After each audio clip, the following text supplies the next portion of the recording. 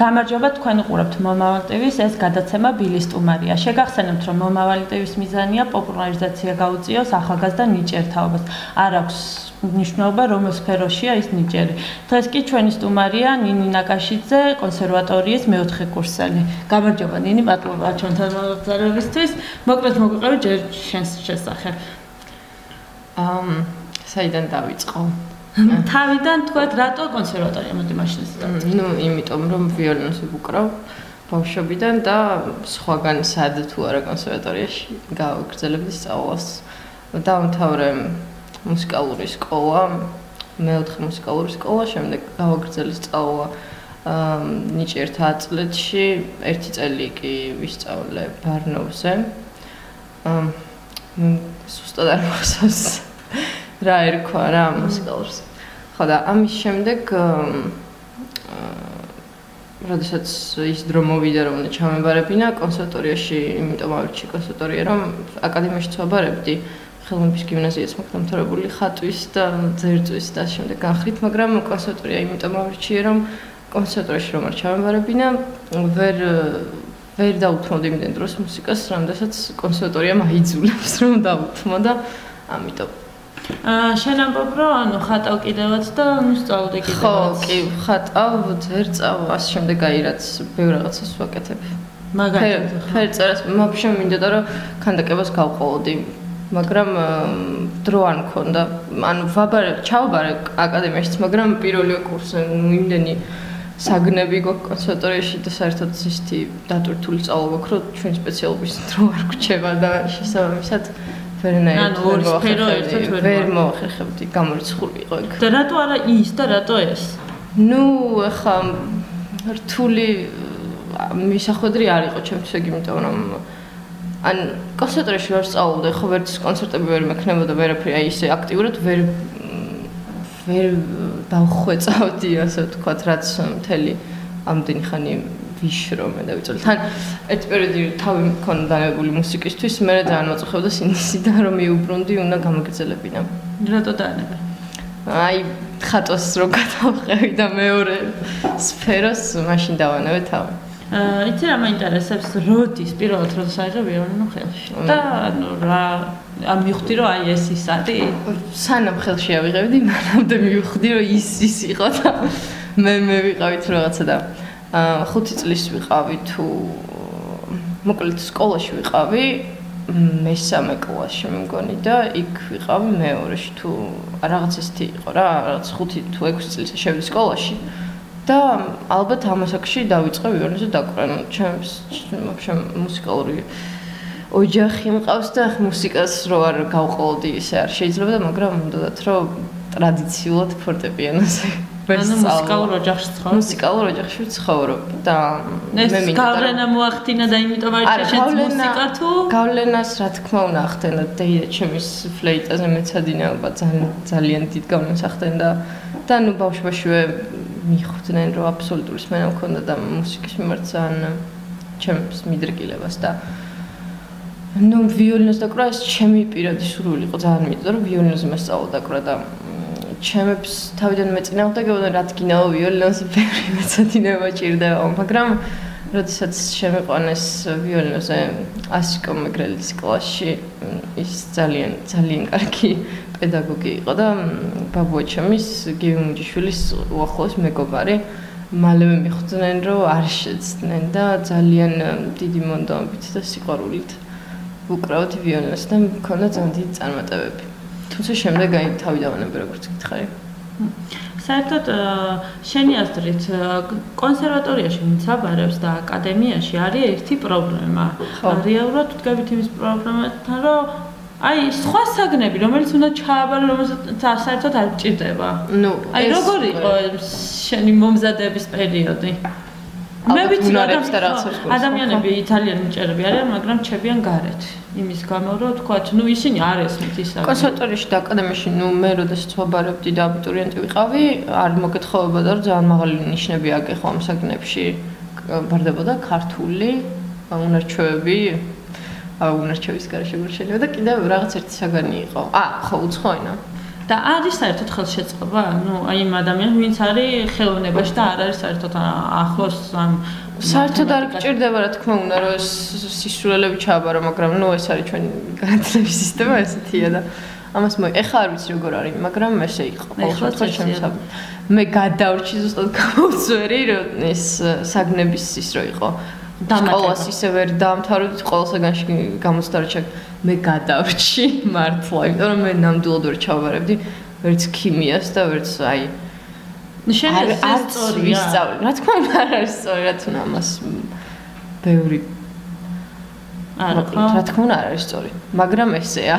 და ამბობენ რომ საერთოდ ჭირდება ზოგადი განათლება, არ აქვს მნიშვნელობა რომელ სფეროში. ძალიან მოუწესრიგებელი სისტემა ჩემი აზრით, იმიტომ რომ ზოგადი განათლება გჭირდება რაღაც აი 12 კლასი ხო ზოგადი განათლებას ხო არავინ არ ხებულობს უკვე აი მე 12 კლასში ისე იქცევიან ბავშვები რომ უმართავები არიან ყოველ შემთხვევაში ჩემი კლასი ესეთი იყო და ნამდვილად შენ თავს კი არ პოულობ უფრო კარგა იმიტომ რომ რაღაცა დონემდე შეიძლება რომ ზოგადი განათლება მიიღო და ზოგადად ეცნობოდა ყველაფერს მაგრამ ვინც გამოავლინა უკვე თავის ნიჭი და იცის რა აინტერესებს იმას ხო უნდა მივცეთ საშუალება რომ ის გააგრძელოს და არა რაღაცა აი დრო დაკარგოს იმიტომ რომ ეს არის დროის კარგვა ჩემი აზრით მეტი არაფერი საერთოდ კმაყოფილი ხარ კონსერვატორიაში სწავლით თუ უფრო მეტი გინდა რომ მე უკმაყოფილი ვარ იმის რომ ძალიან ბევრი დრო დავკარგე მუსიკის ისტორიის და ბევრი თეორიული საგნების სწავლაში რომელიც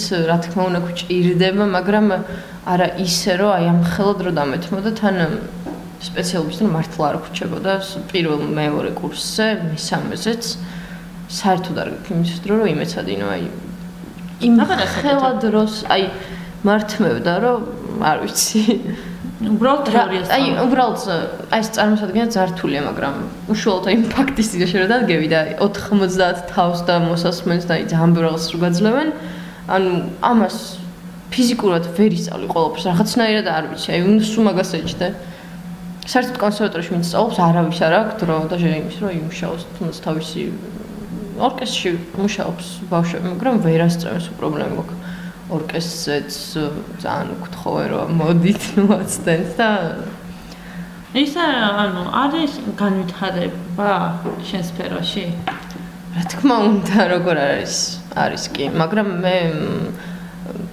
დიდად არ მაქვს იმის სურვილი რომ ჩემი მომავალი იყოს აი ორკესტრში ჯდომა და ანუ ეს მუშაობა ორკესტრში არ მინდა რომ ორკესტრში ვკრავდე მინდა რომ ანუ ჩემი კამერული ანსამბლი მქონდეს ან ვაფშე სოლო კარიერა ძალიან მინდოდა ბავშვობიდანვე მაგრამ რადგან ძალიან ბევრი დრო ჭირდება აი სხვა რაღაცებიც ძალიან ხომ მიყვარს და არ ვიცი როგორ მოახერხებ რომ არის თუ არა საჭირო იმისთვის რომ აი თქვა შენ საყვარელი საქმიანობა გააკეთო მეორე საყვარელი საქმიანობა დათმე მაგრამ უფრო მეტი დრო დათმო იმიტომ რომ რაც ის საუბარი ხო აი თითქოს დროსთან გაქვს დროსთან მაქვს ყოველთვის პრობლემა და აი ეს არის ანუ დროის უქონლობის გამო ნუ აი მე ძალიან მიჭირს რომ გადავანაწილო თანაბრად დრო სულ ვცდილობ ეხლა აი კონსერვატორიაში ხარ 24 საათის გამო ეხლა თან ერთ კვირაში კონცერტი მაქვს ანუ რა კონცერტია მოდი ესეც გითხარ მე და ერთი ბიჭი ვუკრავთ ერთ გაყოფილებას მე ვუკრავ და მეორე გაყოფილებას ის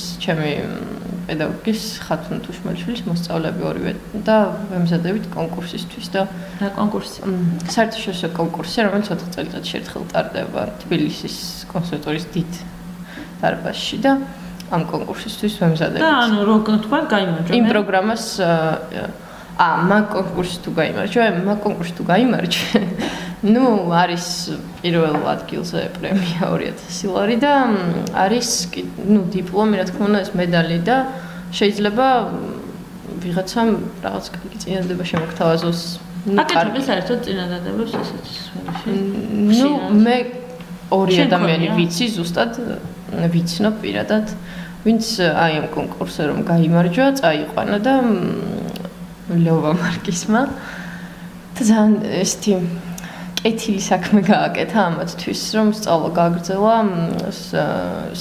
გააგრძელეს კონსერვატორიაში ამსტერდამში და დღეობით ძალიან კარგი მუსიკოსები არიან ისინი და წარმატებულები ასე შემდეგ ანუ კარგია ეს კონკურსი და ვშე კაი კონკურსები.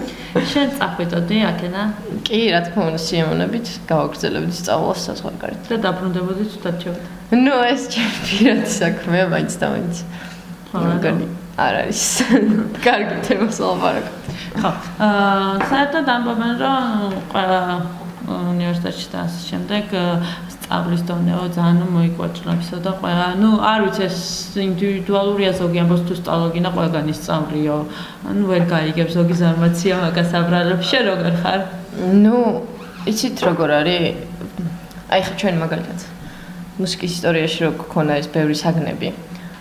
ფიზიკურად ლექცია ვერ ჩაგიტარდებოდა იმდენი, რამდენიც მასალა გქონდა რა და რა ლექციებიც გიტარდებოდა, ხა დრო ყარი გაწერილი რაღაცა კვირაში 2-ჯერ 5-დან იხარ, რა თქმა უნდა, საათი ისიც ლექტორიც ხო ვერ დაგიჯდება და ყველაფერს ხო ვერ გასწავლის. ესეთი მოთხოვნა, ეს უნდა ჩაბარდეს. შენ თვითონ რა თქმა უნდა იმეცადინო, აბა შენ თუ არ იმუშავ შენ თავზე ხარ, რა თქმა უნდა ვიღაც ძალით არ იმას გიზავს, ამოგკაჩავს. მაგრამ აი, როდესაც მუშაობ და თავს გაწირა, ბოლოს მე ფასდება და მე რაღაცები გამოჩნდება ხოლმე. თუმცა სანამ გამოჩნდება, მანამდე ძალიან ბევრი უნდა იწვალო. ბევრი უნდა იწვალო, ყველა სფეროში ბევრი ყველა სფეროში რა თქმა უნდა, აბა ისე არაფერი არ მოდის ციდან. გეგმები რა გაქვს? შენ სფეროში. ჩემს სფეროში მაქვს ძალიან ბევრი სამეცადინო, ძალიან ბევრი რაღაც ეტაპები მაქვს გასავლელი. საქმე ყოველთვის მაქვს და მინდა რომ რაღაც საგნები შევისწავლო კიდევ, ხატვასთან დაკავშირებული. ისე ხელშეწყობა ოჯახის ასე შემდეგ ეს აუცილებელია? კი, აუცილებელია, აუცილებელი კი. ყოველს უნდა ისმოდეს რომ როდესაც შენ გაქვს სამეცადინო კონცერტის წინა დღე უნდა იცოდნენ რას ნიშნავს ეს და რაღაც ამავებებით არ უნდა დაგტვირთონ. აი არის საერთოდ ოჯახები, სადაც არავინ არ არის მუსიკოსი, მაგრამ გამოჩნდება ერთი ადამიანი, რომელიც თუნდაც ვიოლინოზე უკრავს და დანარჩენ ოჯახის წევრებს მისი ვარჯიში აწუხებ და აი რა წაირებული. ხო არის ესეთი შემთხვევები, შენ გაგიმართო, მუსიკოსების ოჯახი. აი ესეთ ადამიანებზე რას ფიქრობ, ვინც ესეთი, უფრო საწოლებელი არ არის? არ არის, იმიტომ რომ არის ძალიან ბევრი ისეთი შემთხვევა და მაგალითად ჩემი ერთ-ერთი საყვარელი მევიოლინე საერთოდ არ იყო მამამისი მუსიკოსი და ასე შემდეგ. მაგრამ ის გენიალური მუსიკოსი გამოვიდა და თავისი სათქმელი დატოვა მსოფლიოსთვის. საერთოდ ესეთი მაქვს რომ ვინც ვიოლინოზე უკრავს თუ სხვადასხვა ესეთ სახის ინსტრუმენტზე, რომ ძალიან კლასიკური ესეთი გოგოა. მივიხდი სადაც უმის. ხო, საერთოდ ესე ამბობენ. მე ვიცი, გიცნობ და ვიცი რომ არც ვიცი რომ კლასიკასაც უსმე, მაგრამ უსმე სხვა მუსიკასაც, ხო? რასაც გემოვნებიანი მუსიკა ქვია. რატო არის შენი აზრით ესე ჩამოყალიბებული ადამიანებში, რომ აი ძალიან ესეთი მოწესრიგებული უნდა იყოს ეს? სტერეოტიპები. აი დაუშვათ რაღაც ბიზნესმენზე წარმოდგენა ხალხის როგორია რომ იმას ჩამთა უჭირავს სათვალები უკეთია და ასე შემდეგ რა როგორც წარმოგიდგენია რაღაც პერსონაჟი ის გონია რომ ყველა ერთნაირი არის და სინამდვილეში შეიძლება ვინმე საერთოდ ვერც კი იფიქრო იმაზე რომ იმიტომ მე ვიცი რომ შენ პარალელურად ელექტროგიტარაზე უკრავ და რა შუაშია ხო ვიოლინო და გიტარა შეიძლება ვიღაცას გაუკვირდეს ეს სტერეოტიპის ბრალია კი ეს სტერეოტიპის ბრალია ყველა ადამიანი ხო ისეთი ვერ იქნება როგორც წარმოდგენილი ყავს და ყოფილა შემთხვევა ამის გამო რომ ვიღაცას გაკვირვებია რო არის კი ძალიან ბევრი ყოველს უკვირს და რას გეუბნებიან უკვირთ რა ზოგი რას გააჩნია რაზე ან გიტარაზე აი ყოფილა რომ ისეთ სფეროში სადაც დავუშვათ ვიღაცამ გამიცნო სადაც გიტარაზე უკრავდი იმან არ იცოდა რომ ვიოლინოზე უკრავდი ახლა ხო არ იმას მოუყვები ყველას რომ იცით მე ამაზე და ამაზე იცით მე ამას ვაკეთებ ანუ ხო რა არც დიდად არ ვიწუხებ თავს რომ აუხსნა რომ მე აი კიდევ აი ამას ვაკეთებ და იმას ვაკეთებ ხო და მე ან ყველა სფეროში ზოგი ისე რომ გამიცნობს ხოლმე დავუშვათ მე რო გაიგებენ შენ ამასაც აკეთებ და უკვირთ ხოლმე კი, ნამდვილად კურსერთია, მაგრამ ცოტა ისე რომ ხედავ ხოლმე თქვა შენ კონცერტი გაგდა ცოტა კლასიკურად ჩაცმოს, იმიტომ რომ სხვა სფეროდა გიცნობ. შენ არა, უბრალოდ მეღიმება, მაგრამ კარგად მეღიმება არ მიგურს, იმიტომ რომ ვიცი რომ იმასაც აკეთებ, იმასაც საერთოდ ზოგადად რთულია, ხო? ორი საქმის კარგად გაკეთება არის მიუღწეველია ზოგისთვის რა და ორი საქმის ერთად ეს ეხა ფსიქოლოგიაში ვისწავლეთ, რომ ორი ძალიან მნიშვნელოვანი საქმის ძალიან კარგად გაკეთება ერთდროულად არის შეუძლებელი. ანუ თუ რაღაც ისეთი ნაკლებად მნიშვნელოვანი საქმეებია, რომელიც ერთმანეთში იძლევა შეუნაცვლო ყურადღება გადაიტანო ხან ერთს ხან მერს, რომელიც პრიორიტეტულია იმ წამს, კი, მაგრამ ხა ორი სერიოზული საქმის ერთად გაკეთება, რა თქმა უნდა, არ შეიძლება. როდესაც სოლო კონცერტისთვის ემზადები, ძალიან ბევრს მეცადინეობ ვიციან, რომ ამ რიცხვში სოლო კონცერტი აქვს რაღაცა პროგრამის ამ დროს პარალელურად ვერ იმუშავებ რაღაც ფერწერულ ტილოზე, რომელიც უკვე დიდი ხანია დაიწყე და ისიც გეჩქარება დაამთავრე. თუმცა რა თქმა უნდა, ზოგჯერ ისეთ ჩიხში აღმოჩნდები და ვერ ასწრებ რაღაცებს, რომელიც ორივე ძალიან მნიშვნელოვანია და ანუ პრიორიტეტი არ არის არც ერთში. კი ესეთი შემთხვევებიც არის და ხშირად რომელიღაცას მაინც აკლდება. ამ ყველაფერს საქმესთან ერთად მე ვიცი შენი ჰობი. საიდანაც მე შენ გიცნობ რეალურად, ეს არის მოტოციკლეტი. ხო. ხო, არ მითხარი. მახსოვს იყო ერთხელ, როდესაც დავინახე პირველად თუ არ გიცნობდი, გოგო, რომელიც ვიოლინოთი მიდიოდა სადღაც. ცოტა ისე რა, მაშინ მეც დავდიოდი და მეორე გოგო იყავი შენ. კაი, მითხარი ხა. ხო, მოკლედ, ესე იგი ძალიან ღრმა ბავშვობაში მინდოდა რომ ყოლოდა ცხენი და მოკლედ ცხენები ძალიან მიყვარდა და ისე პრინცი ცხენი. არა, პრინცი არ, მე თვითონ ცხენს. და რა თქმა უნდა, სრული არ შემისრულდა და ცხენი არ მყავდა როგორღაც ხევერ მეყოლებოდა. სახლში, თბილისში, რაც კორპუსისაც ცხენი ქვით დამული წარმოედგინე ასფალტს რო ზოვს. მოკლედ ცხენი არ მყავდა, მაგრამ ძალიან დიდი სურვილი მქონდა ამის ბავშვობაში და მე როდესაც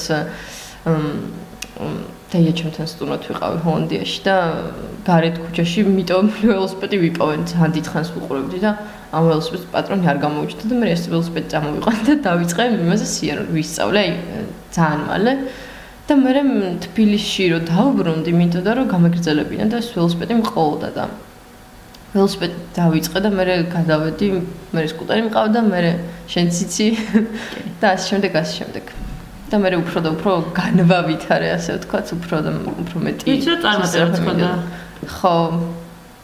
მე შეჯიბრზე გამოვედი დრაგზე, ესე იგი, როდის იყო და რა რიცხვი, აღარ მახსოვს, მაგრამ მე ვიყავი შენ ხარო პირველი გოგო, ვინც ეს გავედაო და ბრავო და ტაშტი კრა. ნამდვილად დრაგზე პირველი გოგო იყო, რომელიც გამოვიდა. ხო და მეორე ადგილი ავიღე. მე რატომღაც პირველი მახსოვდა.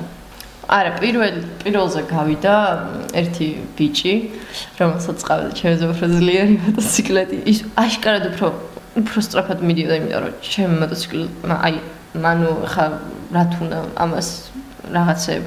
ანუ ამოწურა თავის შესაძლებლობები რა, ბოლომდე მქონა გაზი, აღარ მიდიოდა მეც რა ფიზიკურად და ანუ ხა იმან როგორი არის? საინტერესო იყო, ძალიან მინდოდა რომ იმის მოტოციკლი, გაგვეცალა მოტოციკლი და კიდე ერთი წრე დაგვერტყა, ასე ვთქვათ. მაგრამ რა თქმა უნდა, ეს არ გვიქნია ხა. იცი რა არის, ხა თან მეღიმება როგორი არის ნინა კაშიძე არის თან მე ვიოლინე კონსერვატორიის მეოთხე კურსელი ხატავს და პლუს ჰობი აქვს მოტოციკლები. ხო, ნუ ესე. ანუ იცი რა არის, შეიძლება ვიღაცისთვის ძალიან უცნაურია, ხო? ანუ ვიღაცისთვის არა, უმეტესი ადამიანისთვის ეს უცნაურია. შენიაც უცნაურია ეს ყველაფერი, ნუ რადგან დადიხარ ალბათ არა, ხო? ჩემი აზრით არ არის უცნაური და საერთოდ უცნაური ის უფრო არის ძალიან ცოტა რაღაცას თითქმის ზოგი საერთოდ არც არაფერს რო არ აკეთებს. ან ხელოვნებით საერთოდ რო არის დაინტერესებული, აი ვერც კი წარმომიდგენია ხელოვნების გარეშე როგორ შეიძლება იცხოვრო.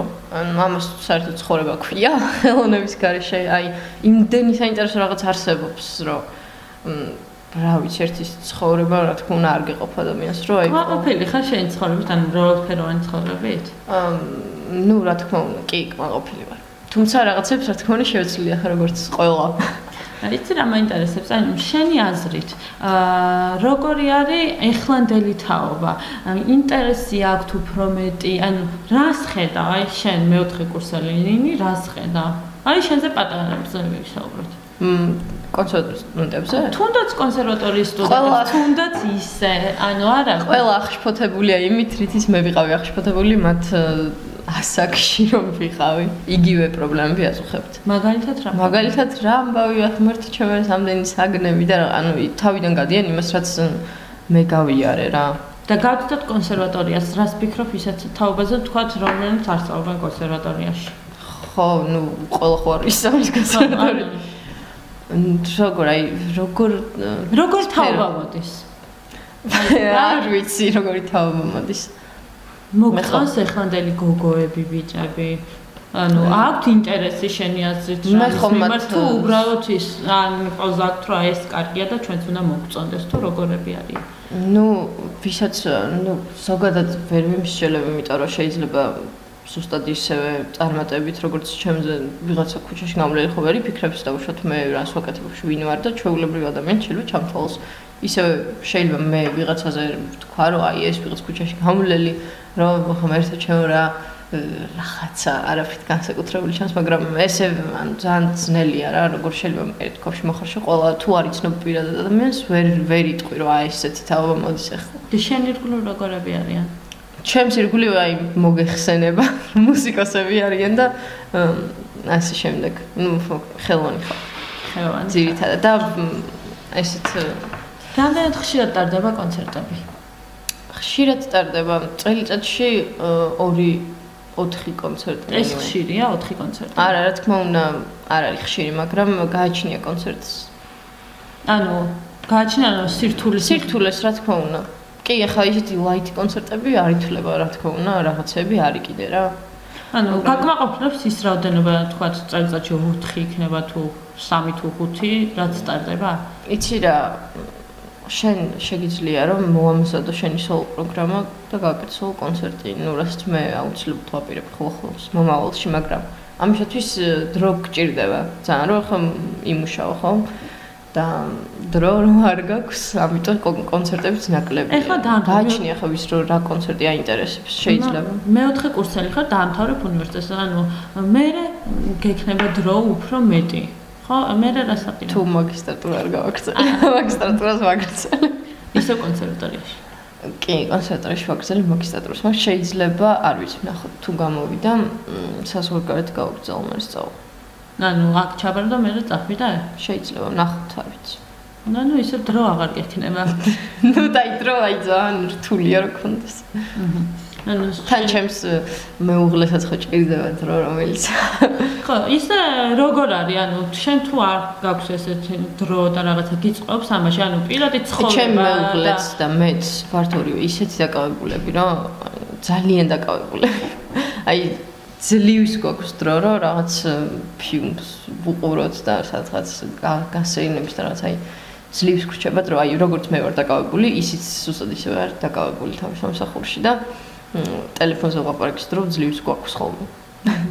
საერთოდ იშვიათია რომ ნუ ახალგაზრდა თან როდესაც ყავს მეორე ნახევარი, ესე დაკავებული იყო, ესე წარმატებული იყო პლუს მაგას, რა ვიცი, წარმატებაც გისურვებ, ძალიან დიდი მადლობა. მადლობა შენთვის, მადლობა. უკვე კონცერტების მერე შევხვედრილი ყავით ერთმანეთს, წარმატებაც გისურვებ, დიდი მადლობა. მე მომავალ შეხვედრამდე გემშვიდობებით ნახვამდის.